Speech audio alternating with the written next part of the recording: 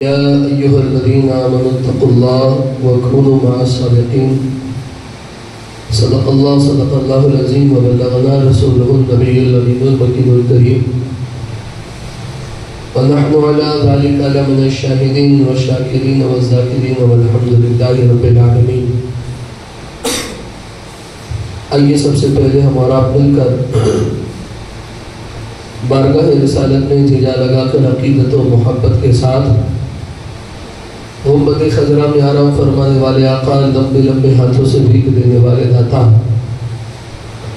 بے قصوں کے قصب سحر کے سہارے حضور رحمت عالم نور مجسم فخر آدم و بنی آدم جناب پاک احمد مجتبی محمد عربی ارواحنا فدا صلی اللہ تعالی علیہ وآلہ وسلم کے بارگاہ مقدسہ میں جھوم جھوم کر باواز بلند درود پاک کی ڈالیاں نچھاور کرنا پڑے۔ اللہم صلی علی سیدنا محمد وعلی آل سیدنا محمد طب القلوب ودوائها وعافیت الابدان وشفائها ونور الابصار وضیائها وعلی آلہ واصحابہ وبارک وسلم۔ عزیزان ملت اسلامیہ، اللہ رب العزت نے اس کائنات کو پیدا فرمایا اور کائنات کے اندر ہر شے کو، ہر جزو کو، ہر مخلوق کو اس کے اندر اپنی کچھ نہ کچھ صفت دے کر پیدا فرمایا اور ہر ایک کو کسی نہ کسی مخصوص مقام سے یا کسی مخصوص ذہن سے یا کسی مخصوص کردار سے اللہ نے اس کو نوازا، لیکن جسے جو تابنائی عطا فرمائی، جو مقام عطا فرمایا، جو رتبہ عطا فرمایا اور جس مقام کی بلندی اللہ نے اسے عطا فرمائی، وہیں پر وہ بندہ اپنے رب کے قریب ہو کر اپنے سے چھوٹوں پر یا اپنے سے نیچوں پر زیادتی نہ کرے، اس کا بھی حکم فرمایا۔ اور زیادتی نہ کرنے کے ساتھ ساتھ وہ خود اپنی انا کو لوگوں پر ظاہر نہ کرے اور اپنے آپ میں انا پیدا نہ کرے، اپنے آپ میں خشیت پیدا کرے، اپنے آپ میں خوف پیدا کرے۔ اس لیے اللہ رب العزت نے بندوں کو یہ بھی حکم فرمایا کہ یا ایھا الذین آمنوا اتقوا اللہ، اے ایمان والو اللہ سے ڈرو۔ اور پھر یہ حکم دیا کہ وَكُونُوا مَعَ الصَّادِقِينَ، اور سچوں کے ساتھ ہو جاؤ۔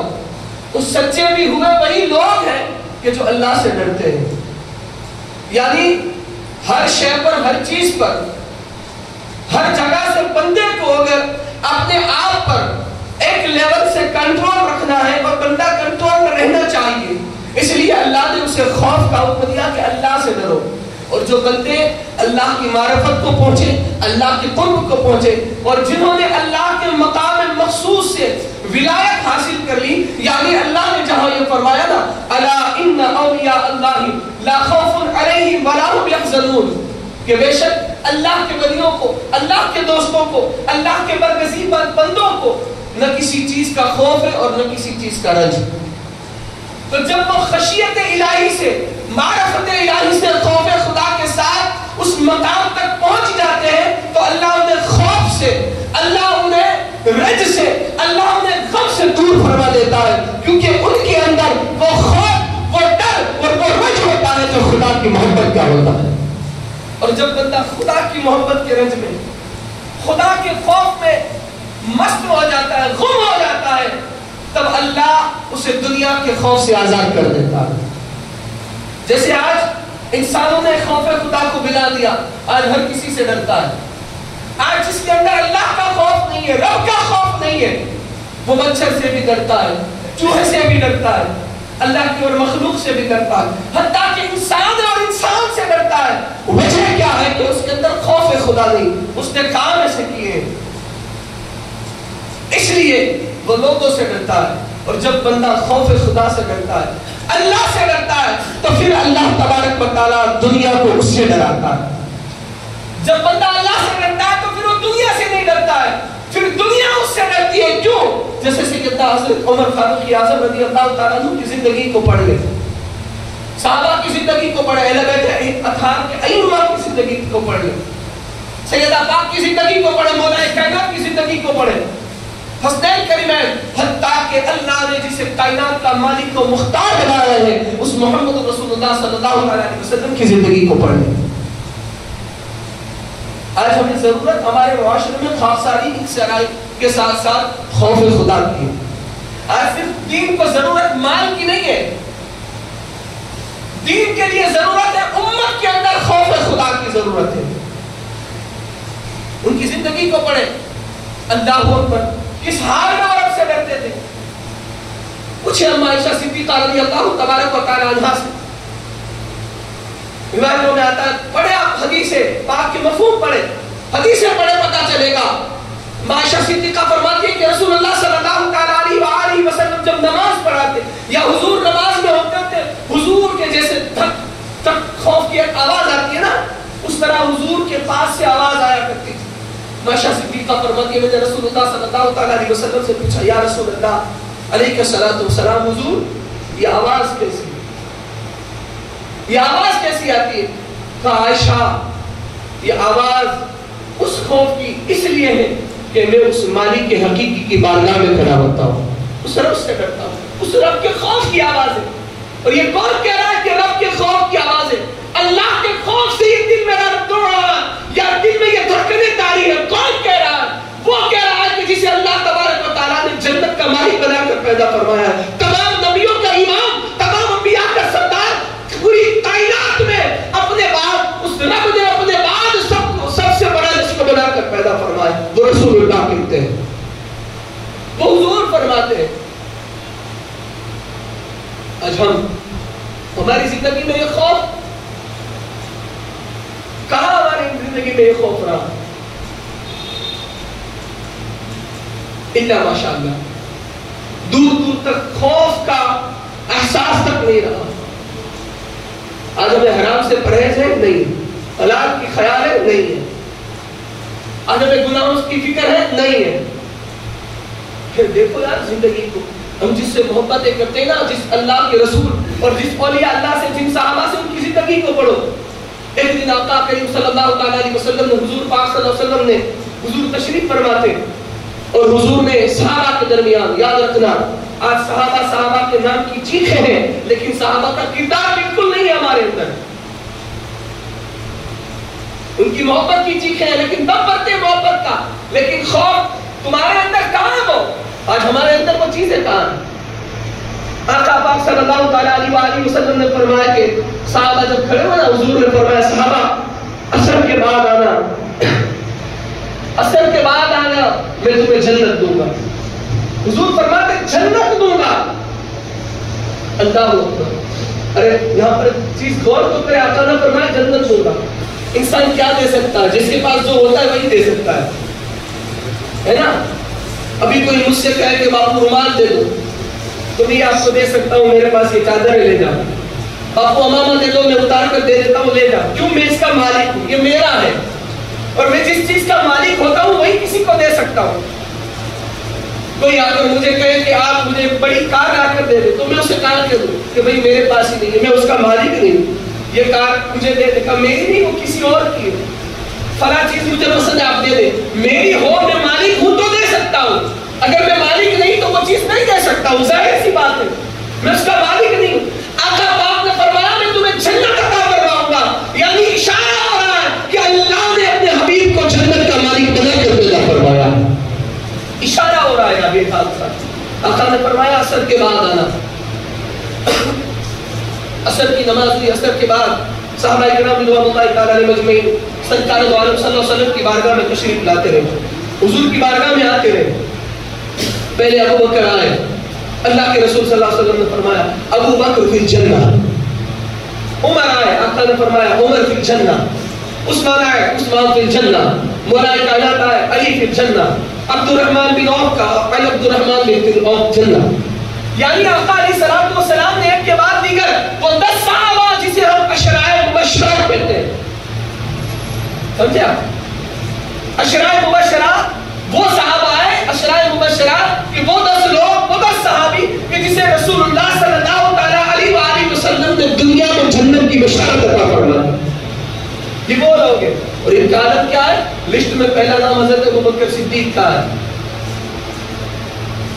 آقا نے فرمایا ابو بکر فی الجنہ. اور اس ابو بکر کے خوف خدا کا عالم کیا ہے؟ عالم یہ ہے کہ ایک دن سے کہ ابو بکر صدیق رضی اللہ تبارک و تعالیٰ عنہ جا رہے ہیں. دیکھا ایک درخت چڑیا چہچہ چہ کر رہی ہے. حضرت ابو بکر نے چڑیا کو دیکھا, مسکرانے کے بعد مختصر میں آپ کو یہ جملے بتا رہا ہوں, کاش اللہ کرے میرے اور آپ کے اندر بھی خوف خدا پیدا ہو جائے. ابو بکر نے چڑیا کو دیکھا, مسکرایا, پھر نیچے چہرہ کر رونے لگے. لوگوں نے عرض کی ابو بکر صدیق کیا معاملہ, پہلے آپ مسکرائے پھر رونے لگے, وجہ کیا ہے؟ کہا کہ مسکرا اس طرح تھا کہ اللہ کی مخلوق کی کتنا پیارا بول رہی ہے. پھر ابو بکر رونے کی وجہ کیا ہے؟ ابو بکر کہتے ہیں کہ کل قیامت کے دن اللہ مجھ سے اس کے بارے میں پوچھے گا تو میں کیا جواب دوں گا. یعنی اللہ کا خوف اتنا تھا کہ اللہ نے اگر مجھ سے اس پرندے کے بارے میں پوچھ لیا تو میں رب کو کیا جواب دوں گا. کہ خوف خدا خلیفہ اول جانشین مصطفیٰ ابو بکر صدیق کا. آج ہمارا ہم دن بھر کام میں مست رہتے ہیں, کام میں ہینڈز فری رہتی ہے, گانے سنتے ہیں, بازے سنتے ہیں, کوئی خوف نہیں. سیدنا عمر کی زندگی دیکھتے ہیں. یہ عمر فاروق اعظم رضی اللہ تعالیٰ عنہ ایک دفعہ حج کئی سواری پر سوارے جا رہے ہیں, سواری پر سوارے جا رہے ہیں. جو سواری پر سوار ہو کر جا رہے تھا نا, راستے میں کچھ لوگ صاحب تھے, ایک نوجوان تھا قرآن کی آیت پڑھ رہا تھا, ان عذاب ربک لواقع. حضرت عمر رضی اللہ تعالیٰ عنہ نے جب قرآن کی آیت سنی نا, دیکھیں یہ وہ دور ہے, یہ وہ کل کے مسلمان تھے, آج ہم بھی مسلمان ہیں, لیکن فرق یہ ہے یہ وہ کل کے مسلمان تھے کہ جو راستے میں چلتے تو قرآن پڑھا کرتے تھے, گھر میں بیٹھتے تو قرآن پڑھا کرتے تھے, کہیں بازار جاتے تو قرآن کی فضیلت تو کیا ہے نا, قرآن پڑھا کرو. آج ہم نے قرآن سے دوری اختیار کر لی. قرآن وہ ہے جیسے پڑھے آپ قرآن کہ فرق فرمایا گیا کہ جب کوئی بندہ اپنے گھر سے نکلے آیت الکرسی پر دبا پڑھ لے تو دو فرشتے اس کی حفاظت کیا کرتے. جیسے پڑھا بتایا گیا کہ جب بندہ اپنے گھر میں داخل ہو سورہ اخلاص قل هو اللہ احد 3 مرتبہ پڑھ لے, اللہ اسے اتنا رزق عطا فرمایا کہ اس کی نسلوں تک ختم نہ ہوگا. یہ قرآن کے فوائد ہیں, یہ قرآن کے فائدے ہیں. لیکن یہ خوف خدا والے, اور آج ہم تو راستے میں جاتے تو اللہ ماشاءاللہ اچھے بڑھیا سونگ چالو ہوتے ہیں, نہ کفری الفاظ کا خیال ہوتا ہے نہ کچھ ہو. عقیدت کا ایک محور اور ہوتا ہے اور پھر محبت کا ایک محور اور ہوتا ہے. کفری الفاظ کا بھی خیال نہیں ہوتا ہے. ہم گانے سنتے ہیں, بازے سنتے ہیں, نہ جانے کیسے ڈرامے اور کیا چیزیں سنتے ہیں. یہ آج ہماری زندگی ہے, آج ہم یہ مسلمان ہیں. بازار میں ہماری بچیاں, ہماری مائیں بہنیں ٹکٹ مٹک کر نکلتی ہیں, سر سور کر نکلتی ہیں, شورٹ کپڑا پہن کر نکلتی ہیں. یہ ہماری زندگی, یہ ہم مسلمان ہیں. اور یہ مسلمان وہ تھے کہ جن کی بچیاں بالغ تو بالغ نابالغ کی عمر میں بھی کبھی بے پردہ نہیں کرتی تھی. اپنی زندگی کے مسلمان ہیں اللہ, یہ جملوں میں آیت اور میں دونوں شامل ہیں. اس میں ہماری زندگی کیا ہے آج بے حیائی کی وجہ کیا ہے؟ ہم ہیں.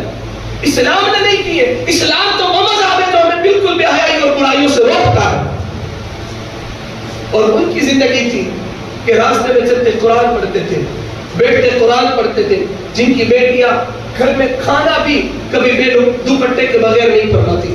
سیدہ پاک سلام اللہ علیہا کی زندگی کو دیکھیں, ہم ان کی زندگی کو ہماری اوقات ہی نہیں ان کے ساتھ کمپیئر کی, لیکن صرف سبق کے لیے ان کی زندگی کو دیکھیں کہ کیا عالم تھا. کہ گھر میں بھی کبھی کسی نے آپ کے جو ہے کیر رکھنے تو دور, کبھی کسی سائے نے بھی آپ کے بالوں کو کھلا نہیں دیکھا.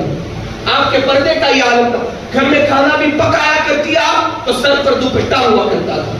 اور آج ہماری تہذیب ہم کتنے دور ہیں. میں عرض کر رہا تھا حضرت عمر رضی اللہ تعالیٰ عنہ سواری پر سوار ہے, ایک بندہ قرآن پڑھ رہا ہے, چلتے چلتے عادت بنائے قرآن سننے کی, حضور کی نعتیں سننے کی, درود سننے کی. میں منع نہیں کرتا ہوں نہ سنیں, لیکن یہ سنیں جو سننے کا ہے, جو آپ کی قبر اور حشر کے لیے فائدہ, آخرت کے لیے فائدہ ہے, وہ سنیں.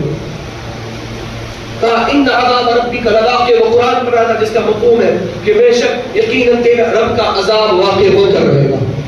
اللہ کا عذاب واقع ہو کر رہے گا، اور یہ ہونا یہ اسے کوئی نہیں روک سکتا ہے۔ فاروق اعظم نے جب قرآن کی اس آیت کو سنا نا، بے ہوش ہو کر گر گئے، بے ہوش ہو کر گر گئے۔ فاروق اعظم جب ہوش میں پوچھا عمر کیا معاملہ تھا؟ کہا کہ اللہ کے عذاب سے ڈر کر عمر بے ہوش۔ اور یہی وہ فاروق اعظم ہے۔ آج ہم اپنی زندگی کا جائزہ نہیں لیتے، جائزہ سمجھتے ہو کہ ہم نے دین پر کیا کیا وہ ہم بتا رہے کرتے ہیں، کتنے گناہ کے نہیں۔ حضرت عمر کی زندگی کا عالم یہ تھا کہ پورا دن امیر المومنین آپ وقت کے پورا دن ریا میں رہتے، رات میں جب گھر پر آتے رہے نا، رات میں گھر پر آتے تو کوڑا لیتے اور اپنے پیر میں کوڑے مارتے اور کہتے کہ عمر بتا آج تم نے کتنے گناہ کیے یا کتنی نہ کیا کہ اپنے پیر میں کوڑے مارتے۔ یہ حضرت عمر کے بیٹے نے یہ بات بیان کی تاکہ بستر کے نیچے کوڑا رکھتے اور مارتے۔ جب حضرت عمر رضی اللہ تعالیٰ عنہ کا وصال ہوا، شہادت ہوئی نا آپ کی، جب آپ کو غسل دیا گیا تو آپ کے پیر میں جب کوڑے کے اتنے سارے نشانات دیکھے تو لوگوں نے کہا کہ یہ تو امیر المومنین تھی، اتنا کس نے مارا ہوگا، ان کے پیر میں اتنے زخم، کوڑے کے اتنے نشان۔ تب آپ کے بیٹے نے کہا کہ میرے والد محترم کا یہ اصول تھا، یہ معاملہ تھا کہ وہ جب بھی رات میں گھر آتے اپنے پیر میں کوڑے مارتے اور کہتے عمر بتا تیرے گناہ کا حساب کیا۔ یہ امیر المومنین فاروق اعظم، یہ وہ لوگ جن کے لیے اللہ نے کلام میں فرمایا رضی اللہ عنہم ورضوا عنہ، اللہ ان سے راضی ہوگا وہ اللہ سے راضی۔ ان کی زندگی دیکھیں۔ آئیے ائمہ میں اہل بیت میں چلتا ہوں۔ سیدنا امام حسن امام حسین علیہ السلام کے بیٹے سیدنا کائنات جسے بیمار عابد امام زین العابدین کہتی ہے، ان بیمار عابد امام زین العابدین علیہ جدی علیہ السلام کی زندگی پڑھے کہ جو کربلا میں تنہا رہ گئے۔ یہ وہی امام زین العابدین ہے کہ جو کربلا کے بعد کبھی مسکرائے نہیں۔ یہ وہی امام زین العابدین ہے جس نے اپنے بابا اپنے چھوٹے بھائیوں کو جوان بھائیوں کو اپنی نگاہوں کے سامنے کٹتے دیکھا تھا، وہ امام زین العابدین۔ آپ کی زندگی کا بھی ایک واقعہ منقول ہے کہ آپ ایک مرتبہ حج کے لیے تشریف لے جا رہے ہیں، آپ سواری پر سوار تھے، حج کے لیے جا رہے ہیں اور آپ بالکل خاموش ہیں، جبکہ حج کے ایاموں میں یہ لازم ہوتا ہے کہ بندہ لبیک تلبیہ پڑھے، لبیک اللہم لبیک تلبیہ پڑھی جائے۔ سب لوگ تلبیہ پڑھ رہے ہیں، آپ خاموش ہیں۔ آپ کے ساتھ متوسلی انہوں نے کہا کہ امام کیا معاملہ ہے، آپ سب لوگ تلبیہ پڑھ رہے ہیں آپ نہیں پڑھ رہے، خاموش ہیں۔ آپ نے کوئی واضح جواب نے کہا کیوں، جبکہ حج کرنے والوں کے لیے لازم ہے کہ وہ تلبیہ پڑھیں، آپ کیوں خاموش ہیں؟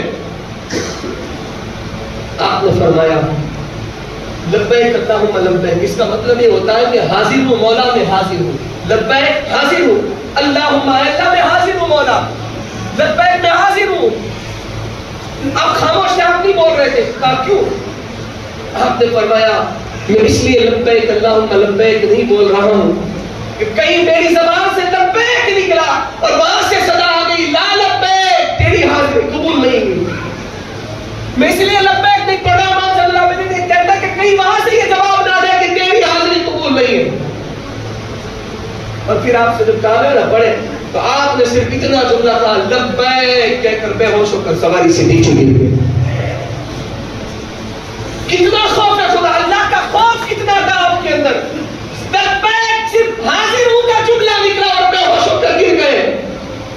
آپ بے ہوش ہی رہے، بے ہوش ہی رہے، جبکہ حج کے ایام، حج کے جملہ ایام ختم ہو گئے۔ پھر آپ ہوش میں آئے اور پھر آخری ایام تھے اور رات کا آخری پہر تھا۔ خانہ کعبہ کے اندر ایک شخص ہے، مرد ہے، مرد مجاہد ہے، جو خانہ کعبہ کے اندر گلاب کو اپنے چہرے پر اوڑھے ہوئے ہیں اور چہرے پر اوڑھ اوڑھ کر رب کی بارگاہ میں فریاد کر رہا ہے اللہ میرے گناہ کو معاف کروا دے، اللہ میرے گناہ اتنے ہیں کہ جتنی زمین پر تیری مخلوق نہیں ہے اس سے بھی زیادہ میرے گناہ ہیں۔ اللہ یہ زمین و زمان میں جتنی ریت ہے، جتنی مٹی آنے والا، اس کے ریزوں سے زیادہ میں بڑا گناہگار ہوں، اس سے بھی زیادہ میرے گناہ ہیں، اللہ میرے گناہ کو معاف کر دے، اللہ مجھے بخش دے۔ رو رو کر رب کی بارگاہ میں یہ صدائیں ہو رہی ہیں، لوگ طواف کعبہ میں مشغول ہیں، چند جو ہے اللہ کے مقرب بندے قریب آئے کھڑے ہیں، دیکھ رہے ہیں کہ کوئی بندہ ہے، اتنا رو رہا ہے کہ مولا جتنی تیری مخلوق ہے اس سے بھی زیادہ میرے گناہ کو مجھے بخش دے۔ ان مقرب بندوں نے سوچا ہم جا کر اس سے پوچھتے ہیں، اتنا بندہ رو رہا ہے، لگتا ہے شاید یہ کوئی کبیرہ بڑا گناہ کر لیا ہے اس نے، یا پھر اپنی زندگی کو گناہوں میں گزار دیا ہے، اور اب اس کے دل میں خوف خدا طاری ہو گیا ہے، شاید اس لیے یہ اللہ سے مغفرت طلب کر رہا ہے، اب اسے اپنے گناہ یاد آ رہے ہیں۔ اللہ کے مقرب بندوں نے اس سے کہا کہ نہ رو بندے، نہ رو بندے، ہم سب مل کر ہمیں بھی بتا آخر تیرا ایسا گناہ کیا ہے کہ ہم بھی مل کر رب کی بارگاہ میں دعا کریں، تیرے لیے مغفرت طلب کریں، حتیٰ کہ جتنے مطاف میں طواف میں حاجی موجود ہے تو ہمیں کہ ہم سب سے عرض کریں گے اور سب تیرے لیے اس کعبے میں رب کی بارگاہ میں مغفرت کی دعا کریں گے۔ اب بندے دکھا تو صحیح، لیکن چہرہ نہیں ہٹا کے رونا شروع ہے، اللہ کی بارگاہ میں مغفرت، اللہ میرے گناہ کو بخش دے، میری خطا کو بخش دے، ایسے ایسے جملے۔ ان مقرب بندوں نے، اس میں سے ایک مقرب بندے نے کہا کہ چہرہ ہٹا کر دیکھو، جب تھوڑا سا گھمایا نا اس بندے کو تو جو گھمانے والا تھا نا وہ بندہ چہرے کو دیکھ کر بے ہوش ہو کر گر گیا۔